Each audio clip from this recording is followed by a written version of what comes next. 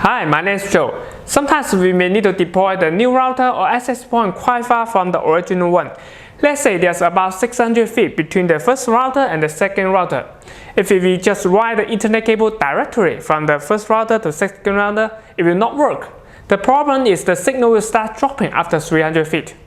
In this video, I'm going to show you how to use the PoE standard to repeat the data network. One PoE standard can repeat another 300 feet, so if we play this at the middle, totally we got 600 feet. You can see there's no power port for this PoE standard. That means the power needs to go through the Ethernet cable in light. In this case, we also need this PoE injector.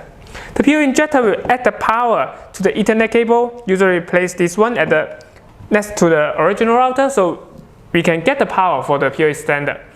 If your edge device also support PoE, the rest of the power just will pass through this PoE standard and reach to the edge device. Okay, now let's make a quiet setup. First, let's power up the PoE injector. This is the AC power code, but you don't need to worry about the safety because we always use the DC for PoE. The PoE injector will convert the AC to DC, so it's safety to travel through this Ethernet cable. I also need this short punch code to link the LAN port of the PoE injector to our main router, so we got the data.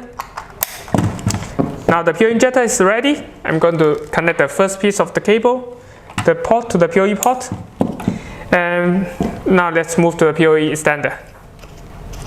PoE standard has the A and B. A usually will stand for the input, so it needs to connect to the cable from the PoE injector. And now we can connect to the second piece of the cable. From here, we can connect to the PoE access point. You can see there are no other power option. This access point only supports PoE, so it must go through the PoE. Once the plug in, I can see the indicators on. Now let's just go to check the indicator at the PoE standard.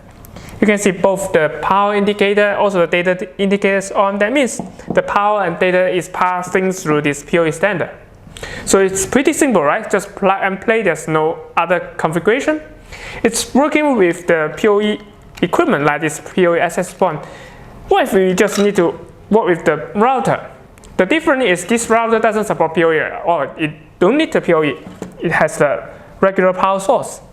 So let's just move the cable and connect to one of the data port and see whether it's working or not.